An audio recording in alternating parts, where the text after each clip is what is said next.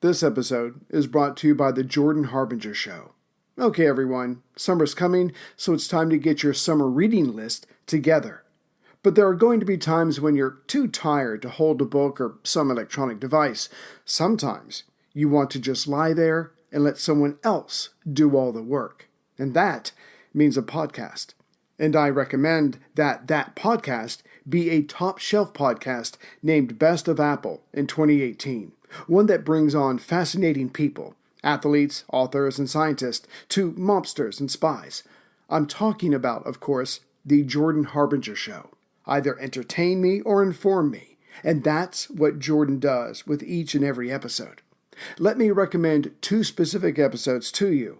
I suggest listening to episode 655, David Eagleman, How Our Brains Construct Reality, and episode 662, Daniel J. Levitin, How to Think Critically in the Post-Truth Era. You can't go wrong with adding the Jordan Harbinger Show to your rotation. It's incredibly interesting. There's never a dull show. Search for the Jordan Harbinger Show, that's H-A-R-B as in boy, I-N as in Nancy, G-E-R, on Apple Podcasts, Spotify, or wherever you listen to podcasts. This episode is brought to you by NHTSA. No loved one should face that knock on the door. That knock from a police officer who's there to tell them that you were killed in a car crash. And it gets even worse when they learn that your death may have been prevented if you'd been wearing your seatbelt. Because the simple fact is, seatbelts save lives. So for every trip, please buckle up.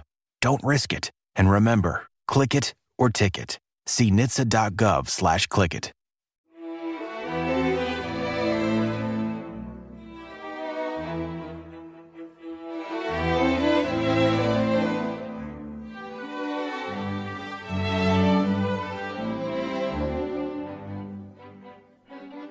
Welcome to Pax Britannica, the Scottish Revolution interview series. The Kirk, the Covenanters and the Revolution with Dr. Chris Langley.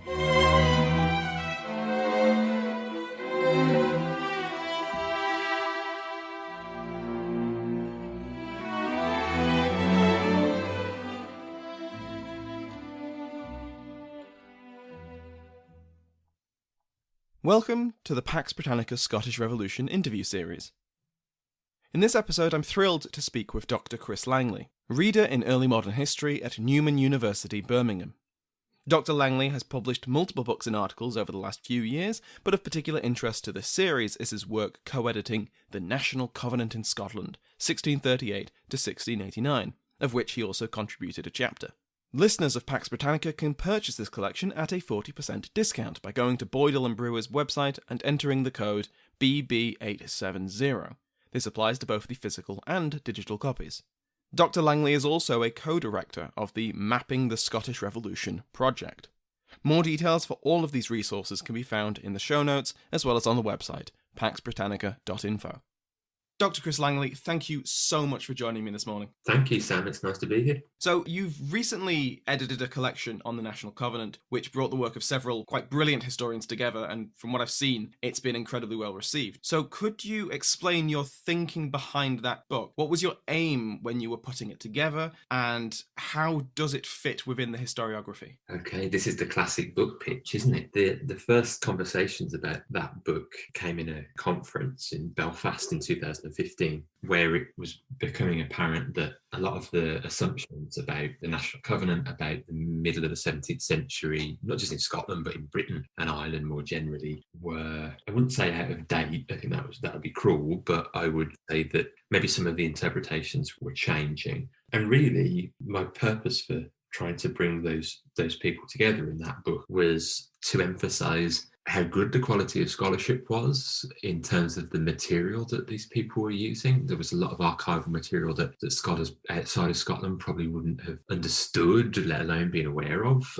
And also it felt like a time where every time I went to a conference about 17th century or early modern religious thought or political thought, there always seemed to be a big Scottish contingent there. But it also meant that it looked like the time was right to contribute something to a much broader conversation. And so initially what I wanted to do was create a sequel to the Celtic Perspectives of the British Civil Wars, really, which was, I think, published sometime in the 1980s. And so I just thought that the scholarship on Scotland and Ireland in particular moved so much since then that I wanted to provide some sort of corrective for that. And actually, even just as a postscript, even since that conference and that thought entered my head in a pub, of course, the scholarship has moved on even since then. So really, that volume is a snapshot in time from around 2015-16.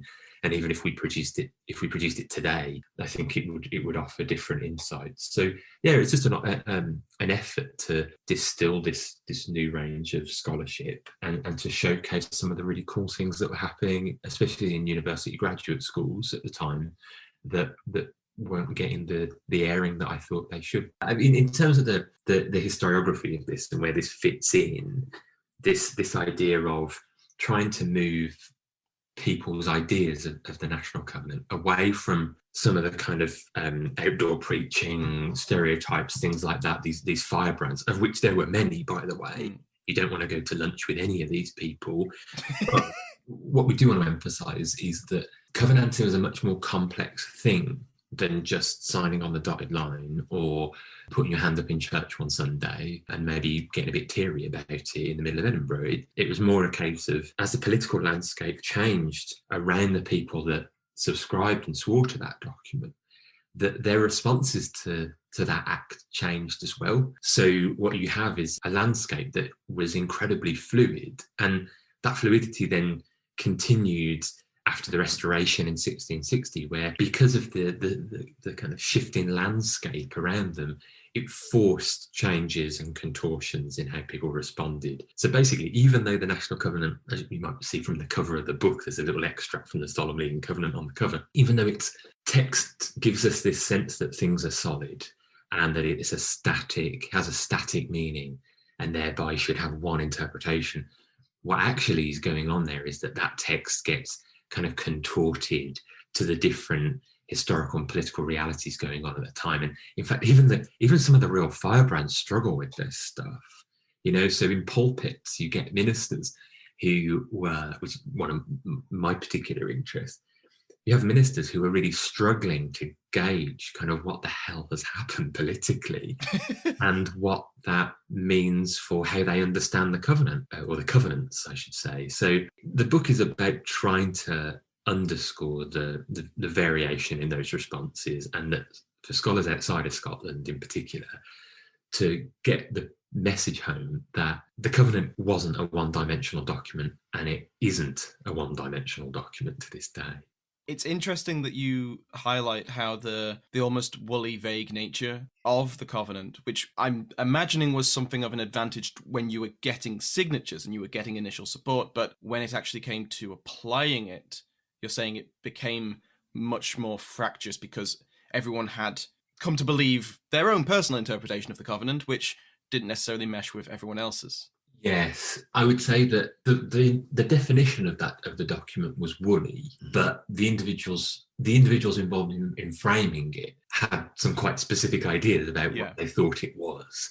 So that kind of woolliness, I would sort of prefer to the word variation, I suppose, because there are an awful lot of values being fed into that document in 1638, and the work of Alan McInnes has really contributed to that conversation, that we know there's a huge group of people behind the creation of that document. But when it gets to the application of it, when it gets to the understanding of it personally, that's when the tire hits the road, if you like, because it's one thing signing up to something when you can sign up to it and have these quite kind of broad notions about anti-Catholicism and things that the Scottish public, as Laura Stewart has suggested, broadly agreed upon, hence the enthusiastic response. But when it comes to testing those ideas, even in things like day-to-day exchanges with what you think your minister is saying in his pulpit, or when an army comes into town and, they're meant to be an opposing army, but maybe, you're related to them in some way. So, forcing these on-the-spot decisions about what your allegiance to that document meant. And to me, the really important thing here is that the actions that people were taking in responding to these kind of day-by-day challenges, they didn't see them as contradictory to the subscription that they've made. So they could, there's been so much anthropological work on this in a wider context, but people can hold these contradictory views and not see them as contradictory. And that's really one of the things about the volume, was that to try to not scoff at that variation, and to understand that the complexity in how people were understanding that document, the casuistry involved in it, the moral torture for some people who were taking this very seriously. This is, clearly not a joke. This is an oath that they were swearing in church, sometimes at the same time as a communion celebration. The layers of meaning just constantly adding up, and the contortions people were forced into were really quite difficult decisions for them. So again, the book emphasizes that really personal aspect of covenanting, as well as its collective nature. So on Pax, we've already covered the Scottish Crisis and the Bishops' Wars, and we've seen the formation of the Tables and the Committee of Estates. I was wondering if you would be able to expand on the role of the Kirk and of ministers in these developments, in these events. Were Kirk ministers involved at every level? Was support from the Kirk not monolithic? Was there division within the Kirk even at this early stage? Yeah, that taps into some of my interests from over the years, really. So yeah, the Kirk's involvement is in this is well stated, but again, there are a mixture of responses, and I sometimes have problems with how to phrase this, and I feel like every version of this I've developed is a bit of a cop-out, because I do think that there are divisions within that church. Now, clearly there's the really obvious one of those ministers who just didn't agree with covenanting, full stop. That's clearly a problem, and this is the group that Andrew Lind would refer to as royalists. But really, that even within the group of ministers who see covenanting as a wholly good act and consistent with their position as ministers and good Protestants, again, there's like a variation in thought there. So, for example, the real pivotal moment is the Glasgow Assembly at the end of 1638, where again it forces ministers it flushes certain ministers out, and this becomes a bit of a trend in the 1640s in Scotland into the 50s, where the church would make a political decision that took them one way or the other. They have these kind of crossroads, and the crossroads at the Glasgow Assembly in 1638 is about bishops. Prior to that, the covenanting movement would consist of people who had a range of opinions on episcopacy. And then you see this at the Glasgow Assembly. Alex Campbell's work has shown this really well, with the most notable person who enters dissent about considering episcopacy illegal, which is Robert Bailey at Glasgow, or Irvine rather. But there are a whole group of other people, especially from Angus and the Mearns, who are at the Glasgow Assembly and clearly have scruples about saying no to episcopacy. Now, of course, keep in mind that a lot of these guys had taken an episcopal oath earlier in their career. They'd been ordained by bishops, but also there are others who saw bishops as totally consistent with the church. And so this is all based upon a reading of Scottish Protestant history from the previous 100 years or so, that suggested that maybe bishops were okay. Maybe what did Knox mean when he put superintendents in the church? Were they bishops? And what you end up with at the Glasgow Assembly is a really kind of choreographed argument about reading Scottish church history in a certain way to try to emphasise the fact that maybe bishops don't belong in it.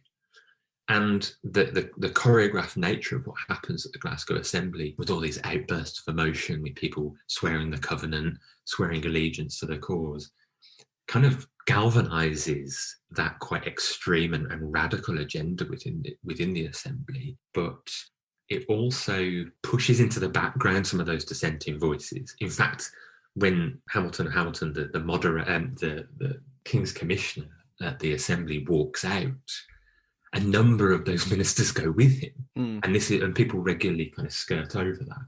So there's clearly concern within the church about to what extent can they reconcile episcopacy in the Scottish Church, And then there are others who, even though you might not refer to them as royalists, have issues with perhaps defying the king in as strong a way as they have done. And there are a lot of issues there. So at the strongest end of the spectrum, you have ministers saying that perhaps covenanting is a traitorous act. But there are others who just decide that they don't want to talk about it. And so they get a reader in their church or an assistant or a psalm singer or someone. They just get somebody else to say the words for them. And this is kind of like this wiggle room for, well, how can I keep my job while kind of going with the wind is a pretty common thing. And as the 1640s progresses and then into the 1650s, what you get is these moments where the church leaders decide that they're going to set traps. It's culminating in 1648, where the church leadership in the Commission of the General Assembly decides that they're actually going to start punishing ministers who remain silent or ambiguous in their preaching about these political events.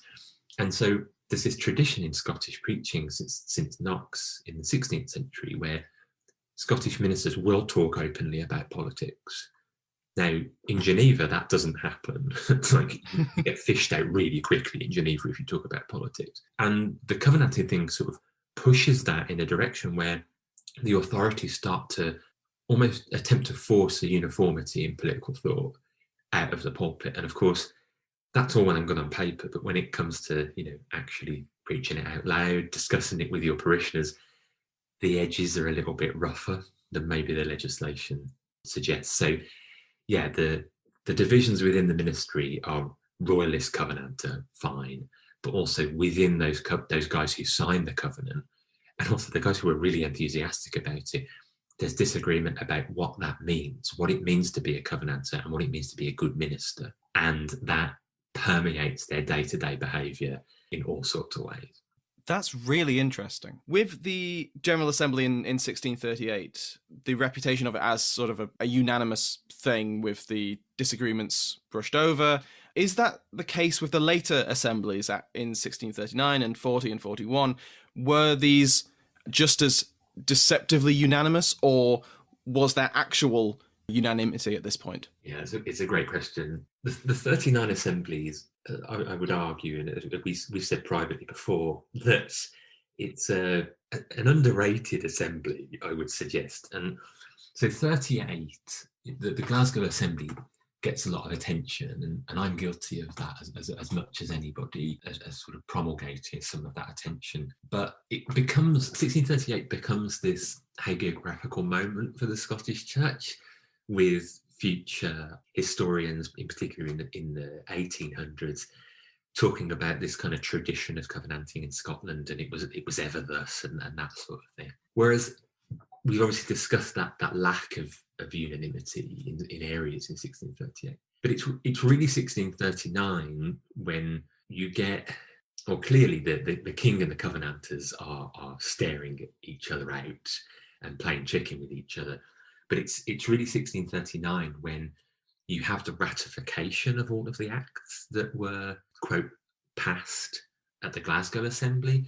And so the selection of the King's Commissioner in John Stuart, Earl of Traquair, is telling, really, in that that's obviously the royal commissioner, but Traquair's relationship with the king and with the Covenanters is an interesting one. And the fact that Traquair sort of signs away, he signs off on these acts, he signs away the king's right to do certain things, much to the king's disappointment, I would suggest, is a telling one. And it's this moment when, and I think Traquair sees the way the wind is blowing, this is the moment when the Covenanters take control. And indeed, actually what you start to see with depositions of ministers, so those ministers being removed from their posts because of political crimes or perceived political crimes, the majority of them aren't removed in 1638, they're removed in 1639. And they're removed in 1639 because effectively what happens is the Glasgow Declaration abolishing episcopacy is promulgated properly in Scotland at the start of 1639. It gets out quickly. And then you start to get, so you have all of the orders with bishops being removed, but you also get presbyteries taking it into their own hands to start judging ministers around them. And some of these guys were not, at least publicly, or rather in the records that we have, in the crosshairs in 1638. So they'd had a little bit of a chance to see people's reactions to the covenant in 1638 and the early part of 1639. And then in between the promulgation of the Glasgow Declaration and the 1639 General Assembly in August in Edinburgh, you get this moment where there's this kind of action taking place within presbyteries in Scotland. And effectively what the August 1639 General Assembly does is it serves to rubber stamp what's happened in those presbyteries and then start taking it further. So effectively what the 1639 Assembly does is it draws a line in the sand and says, that's what uniformity is. And this is how you're going to judge it. And so it's a really big moment for the Church of Scotland. And what you then get, and that this is incredibly telling, is that when the 1640 Assembly happens, which is right at the height of the crisis in the Second Bishops' War, you don't have many of the leading figures there because they're with the army on the border. But you have this moment where there's no royal commissioner. So in 1638, you've got James Hamilton of Hamilton. In 1639, you've got Stuart of Traquair. And then in 1640, the king doesn't appoint anyone. And this is a really important moment because it suggests for the first time that, of course, the Covenanters can act without the king's commissioner there. So even when they were acting without James Hamilton present in Glasgow at the end of 1639, they did it with the sort of tacit understanding that, yes, they oversee the church, but also that, well, he'd opened the meeting and he'd left kind of in error. Whereas in 1640, nobody turns up, nobody rocks up, and they just crack on.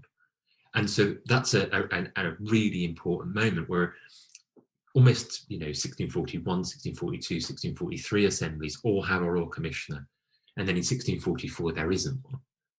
So these moments when there's no royal commissioner is actually making quite an important statement about how the church, at least officially, saw itself and how it kind of perceived itself in relation to royal authority. So, and I would argue that 1639 is a really important threshold that we as historians probably don't promote enough, I would suggest. It's really interesting. It's really unusual, Sam, for someone to General Assembly is interesting. It's a specialist subject. But yeah, it is something that I think has a wider resonance with understanding 17th century politics and within a kind of British and Irish context, because, of course, all of those meetings of leading clerics, whether it's, the sort of meeting of bishops, convocation in England, whether it's the various meetings that take place in the Church of Ireland that historians have written about previously, they all say something about the church's respective relationships with the monarch. And because Charles pushes, this quite 1637, 1638 has pushed this idea of a English-style quasi-royal supremacy on the Scottish Church, the fact that the 1639 Assembly and then the 1640 Assembly, obviously without a commissioner, sort of sidesteps that supremacy issue. The really wonderful thing is they never really talk about it. They never straight up talk about royal supremacy in Scotland and the fact that what they're doing is kind of against that. But the Assembly's actions offer those words to us, if you like. The Assembly's actions are the text that we have to use to show that they're sending out a message about royal supremacy here. With the Assembly in 1640, did Charles plan to send someone? Or was it always assumed by the Kirk that, well, we'll be at war then, so what happens then? I'm really curious about the background of this. The logistics of the 1640 Assembly are superbly interesting. So it takes place at the end of July and the start of August, 1640. It is never meant to take place then. So they kind of, there's so many arrangements going on. that the timing of it is just superb, and I always have to remind myself of this.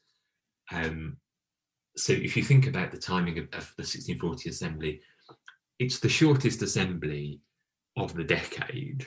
And I don't know if that's something to shout about or not, but it is telling, because the assemblies tend to take a month to talk about things now, and these are huge logistical events. Like they complain in Glasgow in 1638 that there aren't enough hotels. There aren't enough inns and taverns for the minister to hang out in. They have to. If you imagine a representative from every presbytery of Scotland, and oftentimes, sometimes they send 3. They just send sort of backups. It's like Victorian football. There's just guys running behind each other, just in case he gets ill, or I've got a private advisor coming with me or something. And then you've got the lay commissioners as well. These are huge events, so they can actually bring quite a lot of money in for an area, but you need to be in a borough that can absorb that. So these always take place in Glasgow, Edinburgh, Aberdeen, St Andrews. They're not taking place in Dunbar. You know what I mean?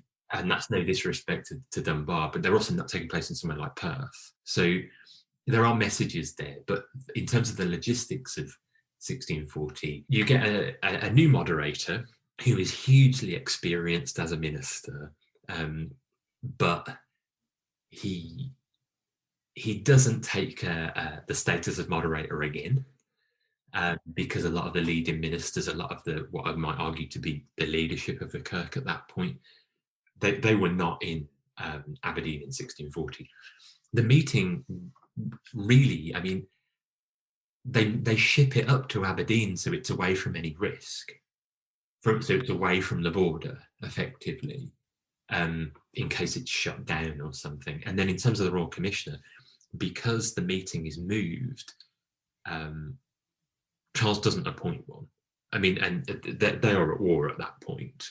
They're on a war footing from the summer, effectively. So there is no indication of that. And in Charles's judgment, not sending a Royal Commissioner is a strong message that this isn't approved. This is not under the umbrella of royal supremacy.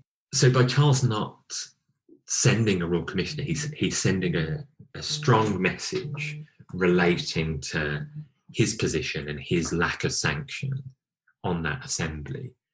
And for Charles, that sort of symbolic action was quite important. And I think sometimes he doesn't get the credit for this he deserves, despite so much mismanagement in other areas. One of Charles's traits in his political exchanges, as Richard Custer's shown in his biography of Charles I, is that Charles, he loves a little bit of divide and rule. And when he's at Glasgow, he's trying divide and rule. At the Glasgow Assembly, he tells Hamilton that. And I think what he's trying to do in 1640, this isn't a very well thought out plan, but by not sending a Royal Commissioner, there is this opportunity that he can flush out people who don't like the fact that they're holding an assembly without a Royal Commissioner. So he does this all the time with things where he's trying to force those people who are kind of wavering or moderate. He always tries to go for the moderate middle and to try to force them into a decision. Now, of course, at the same time that's happening, the church leadership is presenting questions for ministers and congregants in Scotland that are pushing them more in the extreme direction. So what you end up with is these crossroads where people are forced to make a choice. And those choices become more murky the further in time they move. Now, but for the 1640 assembly, it lasts for about a week, and keeping in mind, like, the opening prayer, the closing prayer, the prayer at the start of the day, the prayer at the end of the day. They don't get a lot done. 40, and ultimately, the thing that I'm most interested in 1640 is that they actually rubber stamp at the Aberdeen Assembly how future assemblies should behave. So I think that it's an important assembly in terms of the logistics of how people were meant to behave at future assemblies, but in terms of flushing out political opponents, drawing lines in the sand about political opinions, it's 1639 where they really lay the groundwork for that.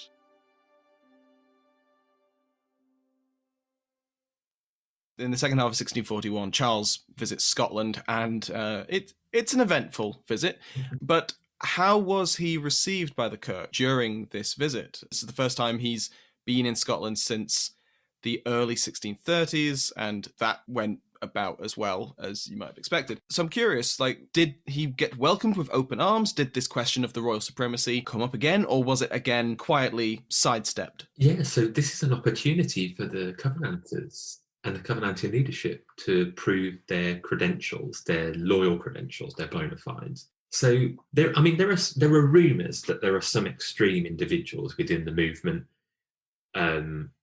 who are going in really radical directions, who would consider this a problem, would consider his visit a problem. But they are very much a minority, and you can tell that they're a minority because their views are not uttered in record books. So actually what you end up with is, at least in this part of the 1640s, any kind of reflection on Charles, including during his visit here, they all emphasize loyalty. They all emphasize the fact that the church is totally loyal to him, that the individuals within the church aren't preaching against him. And his visit, almost perversely, offers the Covenanters an opportunity, especially some of the leading Covenanters. It offers them this window of opportunity to show that they are not seditious, to show that actually they're the moderates, and so any kind of dissenting voices from that, any of the real hotheads, will get into trouble for that. Now, and this sort of thing isn't expressed. So this sort of links to some of the stuff that I'm interested in how ministers behaved in assemblies, in that the Covenanters were obsessed with appearing moderate. And we think about them now through the lens of Cameronians, the Killing Times, and things like that in the later part of the 17th century. These real zealots, dying for their faith. But in this part of the 1640s, they are absolutely desperate to show themselves as the moderate group. And in fact, they don't want to appear as a faction. They just want to appear to be the voices of moderation in a world that has gone badly out of skew. And so, and this manifests itself in how they view their history. So this is the period where they're reading John Knox and his History of the Reformation in Scotland, and they are trying to reconcile who on earth Knox is for them. And this is almost like our contemporary interest in statues today, in trying to reconcile what those potent symbols mean to the modern era. And so you've got leading Covenanters in the 1640s talking about John Knox and emphasising the legality of his protest, for example. And there's one example where they really then struggle when Knox talks about potentially overthrowing monarchs, like that old thing. So what you end up with is there's a really almost outrageous exchange in print where you have an author saying or suggesting that all of those comments Knox made about removing monarchs, removing magistrates who aren't reformers, maybe Knox didn't even write that stuff. So what you end up with is, in the case of Knox, they come up with at least 4 different versions of John Knox, because they are trying to emphasise, look, we're related to this guy, we're part of his lineage. Keep in mind as well that you have ministers active in the 1640s who trace their lineage, their blood, back to Knox. There are people called John Knox in Midlothian who are related to John Knox. You have his relatives across sort of south of Forth, effectively, whether that's in Ayrshire or whether that's in East Lothian. And so they have to reconcile where they fit with this lineage of dissent, effectively. And that's kind of a microcosm of this bigger issue. They want to be moderates. They don't, I mean, you often say this in kind of political thought, that the real radicals don't see themselves as radicals. They see themselves as reinstating or restoring the status quo. That's what they do. Now, that's really difficult for us to swallow now, especially when, how can these people considering themselves moderates fall down in tears in a General Assembly meeting? But that part of their kind of Protestant worldview, their theological kind of views on emotion, feed directly into this idea that that's absolutely a legitimate way to encourage moderation. Crying and getting down on your knees and referring to your eyes as melting when you're crying is a perfectly okay thing to do if it's in the search of moderation. So what you have in 1641 is an absolutely gilt-edged opportunity for the Covenanters to show that they are the moderates that they have been saying they are. And just one last thing on this, keep in mind that William Laud, when describing the 1638 General Assembly in Glasgow, referred to Alexander Henderson as the moderator without moderation, trying to kind of paint him as this zealot. So in 1641, this is the opportunity to say, hey, put a human face to the Covenanting movement, and to emphasize and underscore this idea that they're the moderates here. And it's people like Laud who are the zealots, who have taken the king out of shape, if you like. So, yeah, it's a big opportunity, and you don't hear much dissent from that. Did this idea of moderation and this belief that they were moderate, how long did that survive? Did it ever die? Was it constantly a part of the Covenanting movement? Well, I can speak for the middle of the century. I mean, there's clearly some who you might say kind of revel in that radicalism and who see themselves as outside the establishment. But even within that idea that Covenanting generally, if you go back to the text, even though there's various ways of reading that text, the kernel of it is about restoring a purity, and protecting a truth that the Scottish Church has within it somewhere, and that it just needs to be polished up. Now, the extent to which you're polishing up, the shape of your polishing up, that's the bit that's open to interpretation. But in the 1640s, the idea of moderation remains. And so what you have with the Solemn League and Covenant, for example, in the middle of the 1640s, is that a number of people who were very, very happy and eager subscribers to the National Covenant in 38-39, they see the subscription of the Solemn League and Covenant as a bit too radical. And they think that this is not the moderate course they want. And one of the reasons for this is that they're not seeing this as what's it sometimes called as a marriage of convenience or a pragmatic relationship. There are some ministers in the church who don't give a monkeys about that. There are some ministers in the Scottish Church who think that aligning with the independents in England, the schismatics as they're calling them, is a deeply problematic act that is too radical. And so those guys start to be removed from the church effectively.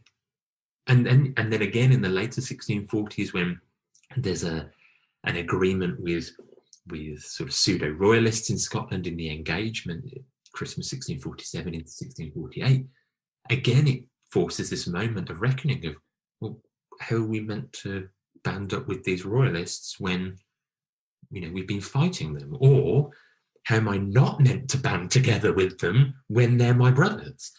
So there's this huge kind of jostling for position. But in all of that, I think the question of moderation is a really interesting kind of lens through which you can look at this, because what you have here is people making these decisions, especially ministers, who are trying to thread a needle. And that needle obviously moves for each individual, but that needle is bounded oftentimes by the idea of moderation.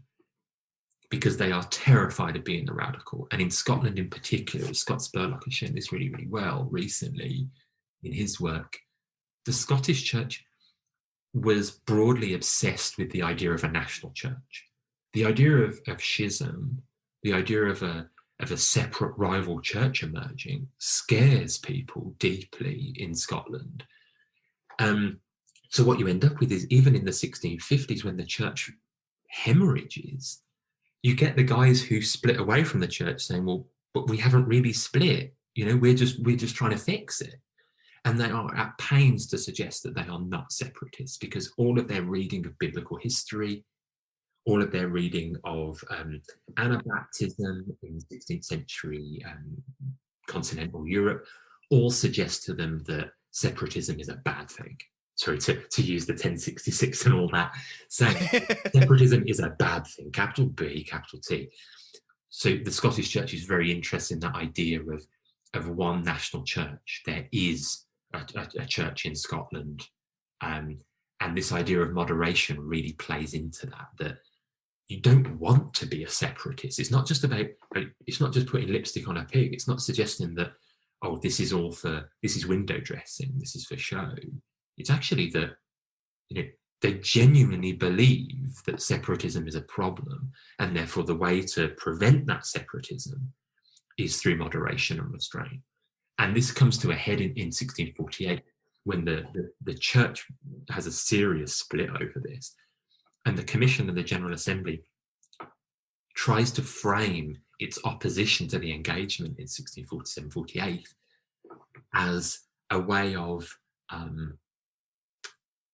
navigating perilous waters with rocks on either side. That is the phrasing that they usually come out with, because they know they're trying to thread this needle, and they know it's difficult. And sometimes I think by the time you get to the late 1640s, some of them are starting to realise what an outrageous way of behaving this is, that you have to keep shifting your kind of moral compass.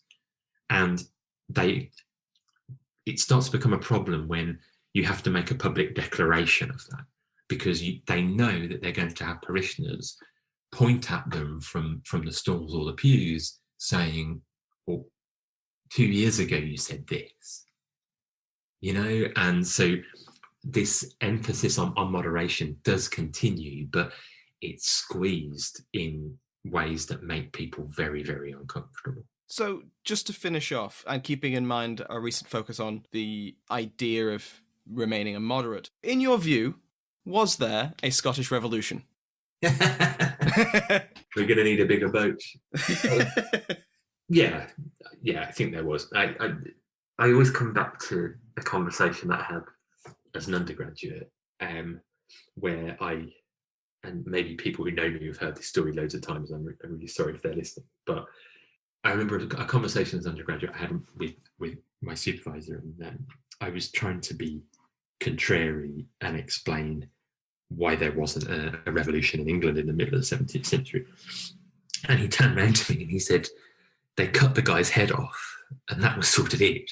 Now, that's the end of the conversation. Now, in a Scottish context, obviously, they don't subscribe to a warrant to execute the king. There are these emphases on loyalty. But revolutions are described by people after the event, and we have different criteria from those at the time. And while I'm not suggesting that those emphases on moderation were feigned, they weren't. They clearly believed them. They believed what they were doing. I think this constant asking of questions about, well, where do you stand now? Where do you stand on this changing issue? What you have is this hill that they all start going down, this snowball effect. And the more and more they're asked about, well, what's your stance on it? Declare where you are now, tell everyone, swear on this, all these quite traditional acts, declarations, proclamations, and oaths have much longer histories in Scotland in particular. But every time they ask one of those questions, the temperature goes up a little bit. And ultimately, by the time, despite what happens in the 1660s, where, there are revocations and acts of oblivion on what's happened between 1638 and 1660.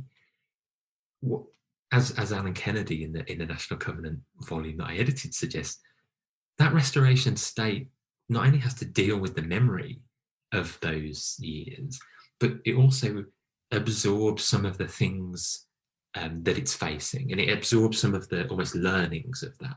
So the desire to turn back time, if you like, I mean, that might be one desire in some cases, but what you actually have in 1660 is a very different situation than you had in 1638, where they don't forget this. And often historians talk about forgetting as, well, how could people forget? It would be impossible because so many people died. And that's absolutely one way to look at it. But in terms of people being made to declare their political allegiances very publicly in this period, is something that they don't turn the clock back on. And in these kind of like this squaring up to the state, the squaring up to political authority, that doesn't change either. So what you've got here is, I've argued this before, there's a deep continuity in some of the practices in terms of religion that go on. People use those as a form of kind of comfort, I suppose, and a touchstone.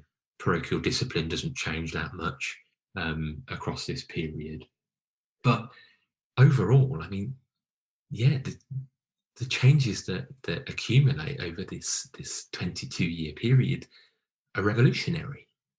Now, we can pick up get into the weeds on what that means, on what the word revolution means, but I mean, this is 22 years of turbocharging political thought that they cannot take back. And I would argue, as Alan Kennedy does, probably better than I would, that they, in some cases, they don't want to turn back everything. They don't want to turn back all of those changes. And one might argue that they know they can't. The early modern state knows its limitations. And so what you end up with in 1660 is, a period where they are still living with the consequences of what's happened for those previous 22 years. So, in short, yes, this is a revolution. What a brilliant answer to end on. Thank you so much for coming on, Chris. This has been super, super interesting. Thanks for inviting me, Sam, and I'm pleased you found it interesting, even the bit about assemblies.